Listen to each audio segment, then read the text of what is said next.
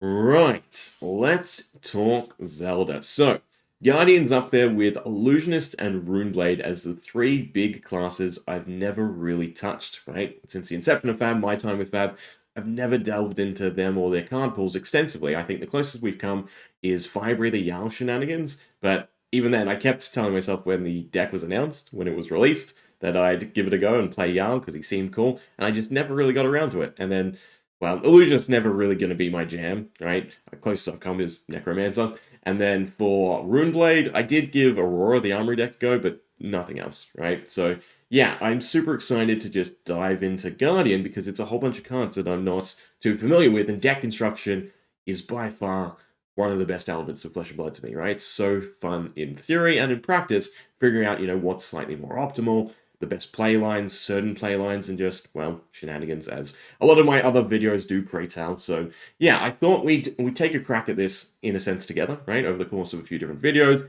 We'll just continue to tinker with Valda. Eventually, we'll play games, right? So this one, we'll probably just take a look at the deck, what I have so far. Last Saturday, we took a starting point at it, right? Looking at the other new cards from Mastery Pack Guardian, then putting together basically this list. I've tweaked it a little bit since, but I thought today we'd just go through the cards, see what works, explain my rationale a little bit from the deck construction perspective, and then, yeah, if you've got any input, let me know. And then we'll continue to toil away at Valda, because basically, all I want to do, right, I want to generate Seismic Surge. I want to then just easily block, right, get my Valda, get my discounts, and then swing something big with Dominate, and just rinse and repeat, right? But let me organize this a little bit better so we can explain some of the mentalities a little bit. So then, easy enough place to start. Seismic Surge generation. So again, as Valda, we want to get to that magic number of 3 so that we can have a nice, discounted, big crush dominate attack, leaving us plenty of cards to block our opponent with, essentially being able to throw out, say, 3 cards, keep 1 card to pitch into something reasonably big. They'll probably have some level of a debilitating effect for our opponent's turn, right? So we can still be nice and tanky and slowly whittle them down while also disrupting them to some degree. So how do we go about getting our Seismic Surge tokens? Well, to start, we have Tectonic Plating, nice, easy chess piece. 1 cost, create a Seismic Surge token, and Battle Worn 2, so it's got a decent level of defense, 3 block overall, and it sort of goes hand in hand with our new Leyline card. When it's entered the arena, you get to create Seismic Surge, and then whenever you deal damage while it's on board, you get to create another Seismic Surge. But at the beginning of your end phase, if you don't control a Seismic Surge token, you have to destroy it. So think of Tectonic Plating as sort of the fail-safe, right? If you can't really guarantee the damage, or if you're just being overly cautious, stick 1 resource in Tectonic Plating and guarantee your Leyline sticks around. Now, we have some other pieces as well, like Crash and Bash, new Guardian 4-block red. When it's defense, you may reveal a Crush card from hand. If you do, create a Seismic Surge token. Tectonic Instability, right? A nice C&C for Valda, taking advantage of the Dominate. Each hero puts a card from their arsenal on the bottom of their deck. If they do, they draw a card and create Seismic Surge tokens equal to the number of cards drawn this way. So as Valda, you're forcing your opponent to draw if you're disrupting their arsenal. So you're also getting 1 off of that. So this should most likely generate 2 to 3 Seismic Surge, right? If you hit your arsenal and your opponent's arsenal, you both get to draw a card, so you get 1 off of Valda's ability, then 2 off of Tectonic Instability. If you're just hitting your opponent, you get 1 from Tectonic and 1 from Valda's ability, so it is definitely a nice piece of the puzzle for Valda's plan. It's also a blue 3-block, right, so it's good on the pitch side, it's good on the defensive side, and again, if you have that Dominate active from Valda, it can be a little bit more advantageous to force your opponent to lose their arsenal card and have that 5th card in hand. Then we have sort of the autocomplete card, right? So Seismic Eruption, nice yellow 0-cost instant to create 3 Seismic Surge tokens. So you draw this, you can play it straight away and have that 3 Seismic Surge going into your turn. Then we have put them in their place, the new Valda spec, Crush. When it deals 4 or more damage to a hero, they discard their hand, and then they draw that many cards. So you really do want to have this dominated, and then it's sort of this rollover effect, right? Because if it's dominated, most likely your opponent is discarding 3 cards unless they have some sort of instant to play around it. And if they discard 3 cards, they draw 3 cards, and they trigger Valda, and you get 3 more Seismic Surge, allowing you to then have another card dominated on your following turn. It being a nice 3-cost 10 Dominate, again, if you have Valda primed, that then sets up your following Dominate turn, is definitely really nice. Now, in terms of synergizing, right, we have Balance of Justice, which goes hand in hand with putting them in their place. If you force your opponent to draw 2 or more cards, you get a free card, right? So that could be really nice for setting up your arsenal. Then on the Seismic Surge side of things, we have Testament of Valda, so gets different block levels depending on how much Seismic Surge you have. So I think comfortably you will get the 3 block value out of this, making it comparable to most shields. You'll be able to block 3 or a 1, then a 2. And maybe every now and then you will be able to get to that 6+ range and get that extra block out of it. Promising terrain, if you would create 1 or more Seismic Surge tokens, instead create that many +2. So this affects everything, action cards and abilities. And then if you have 3 or more Seismic Surge tokens going into your turn, you get to draw a card and gain a life at the start of your action phase. So it's definitely a really nice card. Helps smooth over some of those lesser Seismic Surge generation. Because again, when it comes to 3, right, put them in their place. If again it hits exactly, most likely you need the Dominate to do just that. Seismic Eruption, good, done. It's exactly 3. But for these smaller pieces that you have to use in tandem, Promising Terrain can definitely smooth that over a lot as well. It's where Leyline becomes really, really good in Valda, because again, there seems to be easy enough ways to get to 1 to 2 Seismic Surge, so having Leyline and then having that Dominate damage come across, or even for some of the bigger Crush pieces, just damage in general come across because, opponents are trying to just get under that 4, not fully block it out. That 1 extra Seismic Surge can definitely come in handy. And then we have Seismic Shelter and Solid Ground on the defensive side. So Seismic Shelter, attack action cards you control get +X, where X is the number of Seismic Surge tokens you control. So this is definitely really nice, right? If you've generated 1 Seismic Surge, so for instance from Tectonic Plating, then you have at your disposal a bunch of 4 blocks, which is really nice for breakpoints. It's not necessarily better than just blocking with Seismic Shelter in terms of straight value, but once we start hitting that 2 to 3 Seismic Surge range, then the value out of it becomes really, really good.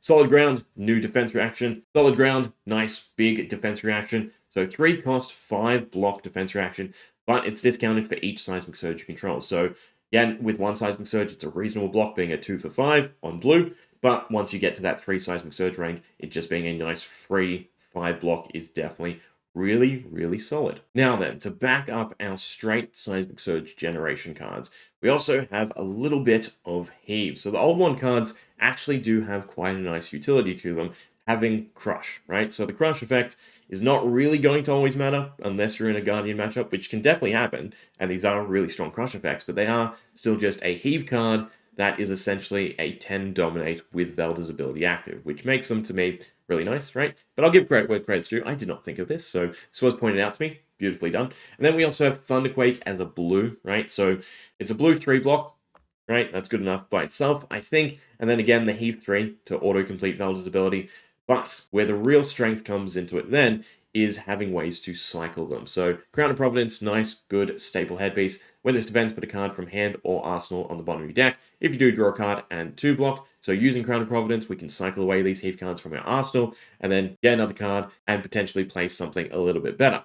So speaking of that effect, we have our new Sunk Water set, or a Crabman set, right? So currently I'm just taking the legs, but I'm thinking about the arms, right? I don't know if it's necessarily better than the gauntlets because it is somewhat of a drop down at block, right? So think Civic Steps, 3 block value there. Sunk Water Scalers, I have to have that Heave card to get the 1 value out of it. And then again, it's 1 value to 3. So I think for now, this as the boots is fine, since the boots are most flexible. Depending on the matchup, you're probably still taking something a bit more specific, like Quick Dodge Flexes, since we are, a big blue deck, right? But I still do like them with the Heave. So when this defends, put a face-up card. That's the difference between it and Crown of Providence from your arsenal on the bottom of your deck. If you do, draw a card, and this gets 1 block until the end of turn. And then, again, we have Tectonic Instability. So, these Heave cards are a way for us to hit ourselves. So with these pieces in mind, I think it is reasonable enough for us to take Thunderquake, a card that we don't necessarily want to play. Maybe not as 3 copies, maybe we drop it down to 2, but again, the fact that we can use it to autocomplete Valda's ability, and then maybe get that extra value out of cycling it away through one of these cards,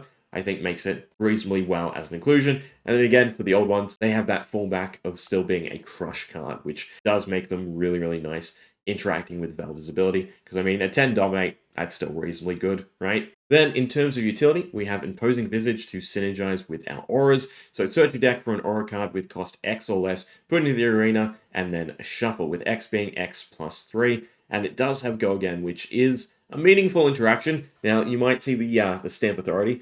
Sideboard / maybe for now, right? But potentially just cut. There is some rationale to it. So with Imposing Visage, it would be 3 cards to set it up, but it does also mean you will most likely guarantee completing Stamp Authority by having pitched 2 cards into Imposing.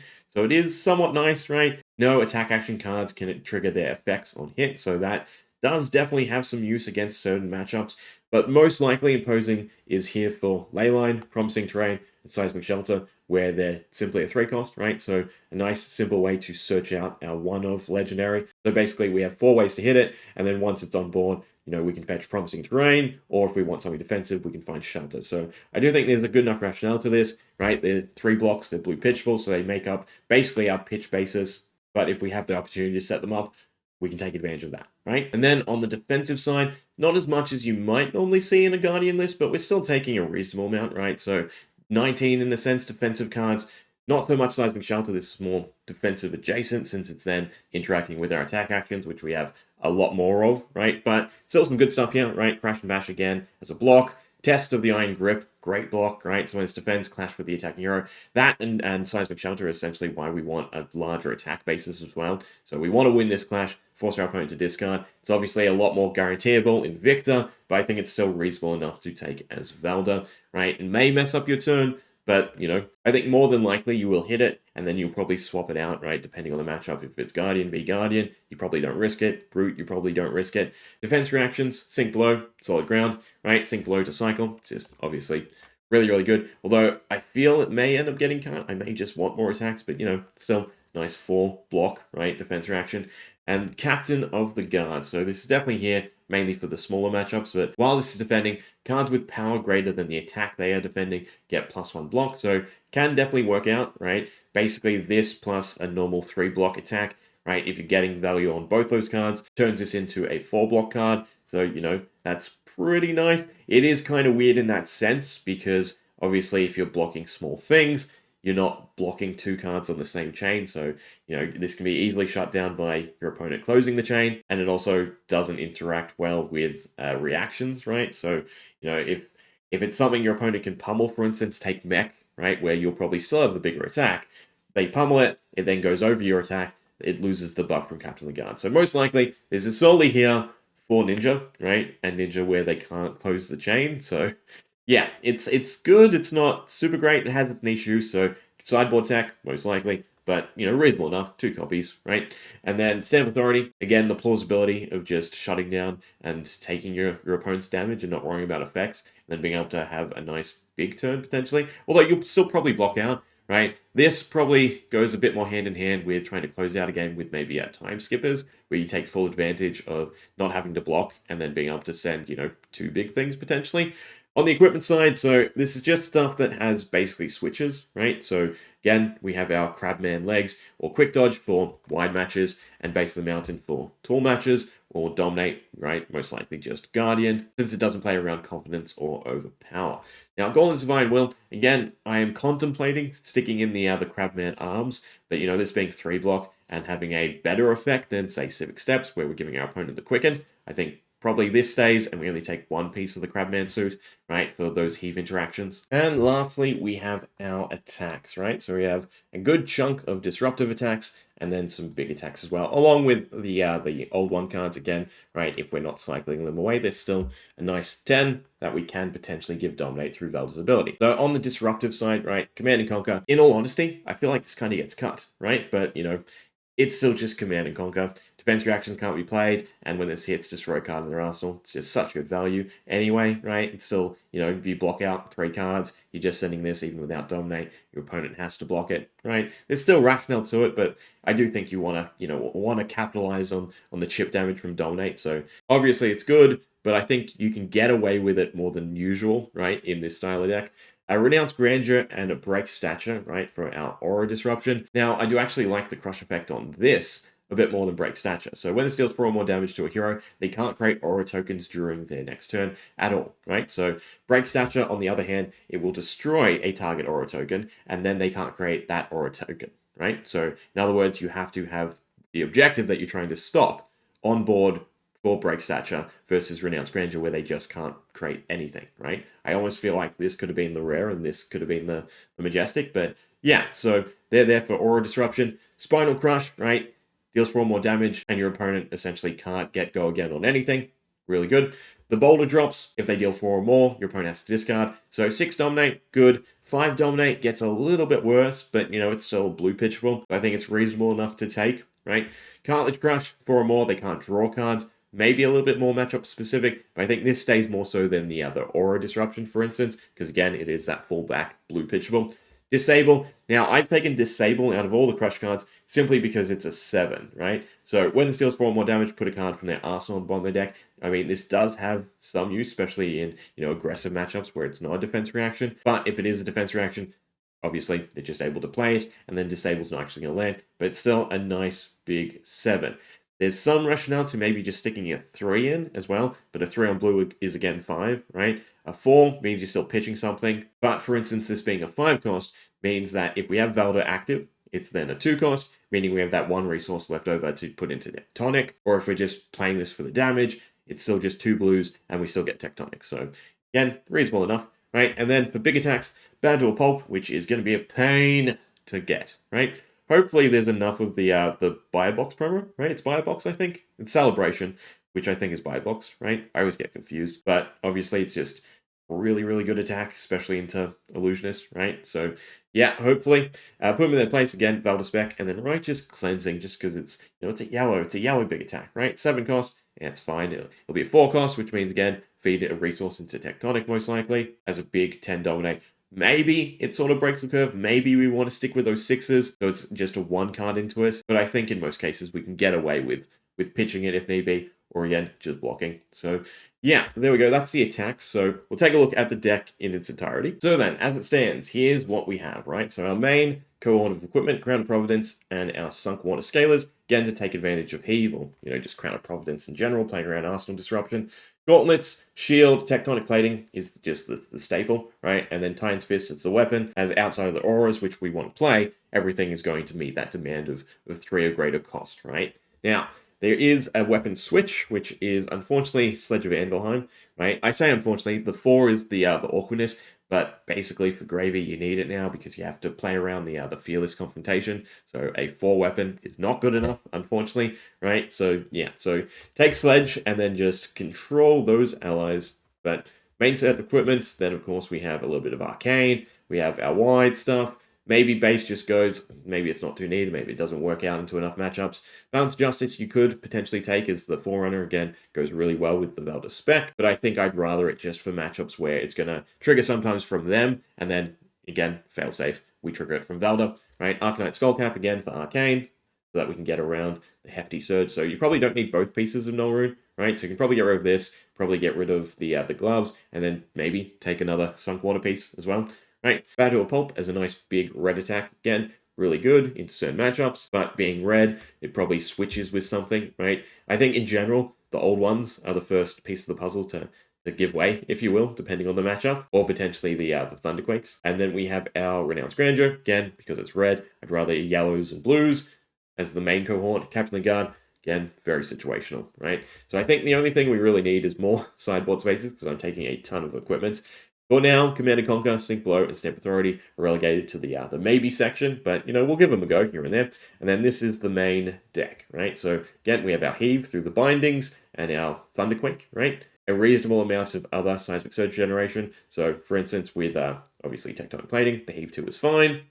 We can get to that 3 as Valda. Then a whole bunch of attacks, and, again, majority yellow and blue, because essentially what we want is to always be able to Tectonic and swing. So if we can comfortably pitch 5 resources, then that's either Tectonic, weapon swing at 4 cost or 5 cost with Sledge, or we should be able to comfortably play a 5 cost attack if again we're getting to Valda, or just block out, right? And wait till we have the right cards to set up. Now, I think the only card we didn't have a rationale to point out was Headbutt, right? So 4 cost, and has a little bit of defense protection, and every now and then it can destroy head pieces. So yeah, it's just a nice blue, right? So again, it being a 4 cost with Valda makes it easy enough to hit Tectonic again. Then if we don't have Valda, that goes into another 4, so to speak. But there we go. That's the current deck list in a nutshell. So the link will be in the description, and we will be continuously updating this as we play it, refine it, and I get your input, right? So hope you enjoyed. Let me know what you think. Yeah.